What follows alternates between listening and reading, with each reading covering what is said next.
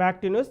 Warangal government polytechnic కళాశాల విద్యార్థులు రోడ్డెక్కారు. గత 10 సంవత్సరాలుగా ఏ ప్రభుత్వం పాలిటెక్నిక్ కళాశాలను పట్టించుకోవడం లేదని వాపోయారు. 2014 నుండి గత ప్రభుత్వం 10 సంవత్సరాలు పాలిటెక్నిక్ కళాశాలను పట్టించుకోలేదని, కనీస మరమ్మతులు కూడా చేయించలేదని అన్నారు. కాంగ్రెస్ ప్రభుత్వం ఏర్పడి 7 నెలలు గడుస్తున్నా ఇప్పటి వరకు విద్యార్థులకు చేసిందేమీ లేదని, వెంటనే 25 కోట్ల నిధులు మంజూరు చేసి కొత్త బిల్డింగ్ నిర్మించాలని డిమాండ్ చేస్తున్నారు. బిల్డింగ్లో అన్ని క్లాస్ రూములలో పెచ్చులు ఎప్పుడు ఊడతాయో తెలియక భయంగా చదవాల్సిన పరిస్థితి ఏర్పడిందని, వర్షం పడితే క్లాస్ రూమ్లో మోకాళ్ళలోతు నీరు వస్తుందని అన్నారు. ఇప్పటికైనా విద్యార్థుల ఇబ్బందులను అర్థం చేసుకుని ప్రభుత్వ నిధులు కేటాయించి కొత్త భవనం నిర్మించాలని విద్యార్థులు డిమాండ్ చేస్తున్నారు.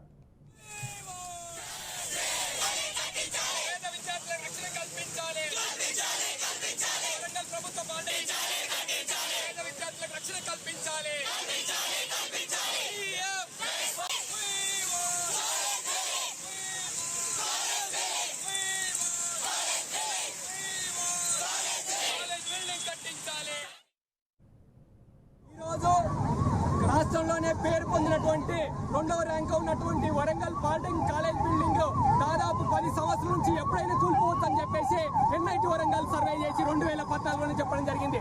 ఆ రోజు ఉన్నటువంటి తెలంగాణ రాష్ట్ర ప్రభుత్వము గడిచిన 10 ఏళ్ల కాలంలో ఏ మాత్రం కూడా మరమ్మతులు చేయకుండా పేద విద్యార్థుల ప్రాణాలతోటి రక్షణ లేకుండా చెలగాటమాడుతుంది. మరో పక్క విద్యార్థుల కోసము విద్యార్థుల ప్రభుత్వం అని చెప్పినటువంటి కాంగ్రెస్ ప్రభుత్వము వచ్చి దాదాపు 5-6 నెలలు గడుస్తున్నప్పటికీ కూడా ఇప్పటికి కూడా 2014 నుంచే ఈ రోజు వరకు కూడా ఎన్ఐటి వరంగల్ వాళ్ళు సర్వే చేసి ఇచ్చినప్పటికీ కూడా 2024కే కాలేజ్ బిల్డింగ్ కూలిపోతుందని చెప్పడం జరిగింది.